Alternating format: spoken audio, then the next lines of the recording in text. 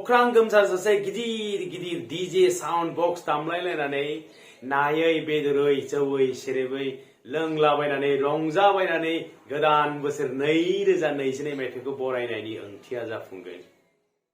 आरो अब्लानो जोङो 2022 मायथाइयाव जों बयबो खौसेयै दावगालांनो हागोन। हेलौ लोगोफोर, हैप्पी निउ इयार 2022 बयनिसिमबो। जिहेतु 2021 मायथाइया थांलायबाय, 2022 गोदान बोसोरा फैलायबाय। जाहाथे जों नों आं बयखौबो आफा आनान गसाया बोर हरो। गोदान बोसोरनि गोदान मिजिंजों, गोदान थांखिजों आरो गोग्गो देहा लानानै जोङो गावबा गावनि मावनो लानाय खामानिफोरखौ जाहाथे जोङो फारि फारि मावलांनो हायो।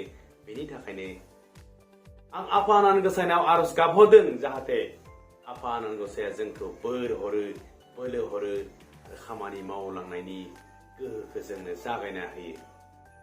आरो आसा खालामदों थांनाय बोसोरफ्राव थालांनाय खामानिफोर, थांनाय बोसोरफ्राव थालांनाय थांखिफोरखौ जाहाथे जोङो 2022 मायथाइयाव मोगथाङाव महर होनो हायो। बेनि थाखायनो आं फिन खेबसेबाव 2022 मायथाइखौ हांखुरै बरायबावबाय।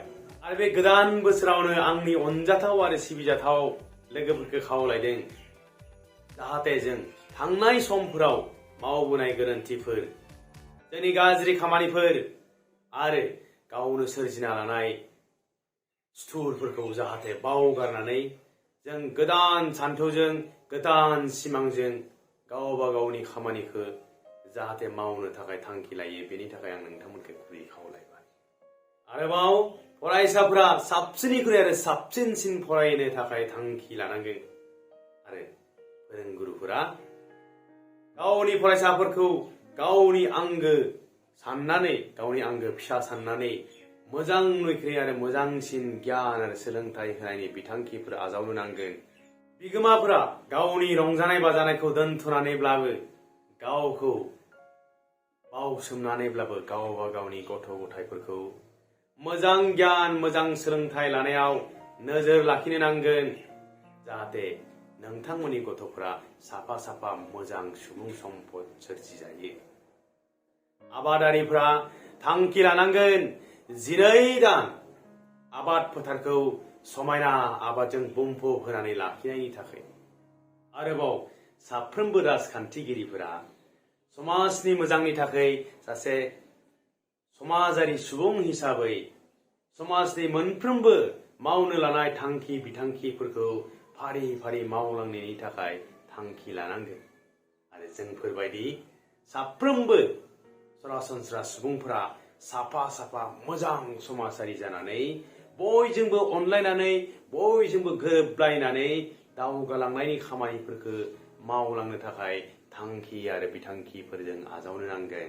अब्लासो जों 2022 मायथाइखौ जेरैहाय गोदान बोसोर हैप्पी निउ इयार होनलाबायनानै जोङो वाट्सएप, फेसबुक, टुइटार, इन्स्टाग्राम आरो इउटुब आरो गुबुन गुबुन गोजान गोजान पिकनिक प्लेसफ्राव थांलाबायनानै अख्रां गोमसारजासे गिदिर गिदिर डीजे साउन्ड बक्स दामलायलायनानै नायै बेदरै जौयै सेरेबै लोंलाबायनानै रंजाबायनानै गोदान बोसोर 2022 मायथाइखौ बरायनायनि ओंथिया जाफुंगोन। आरो अब्लानो जोङो 2022 मायथाइयाव जों बयबो खौसेयै दावगालांनो हागोन। जियानो जादोला आंनि बे थौले मेलेमजों साननानै मोननाय बाथ्राफोरखौ लानानैनो नैबे गोदान बोसोराव बयखौबो बरायहरबाय।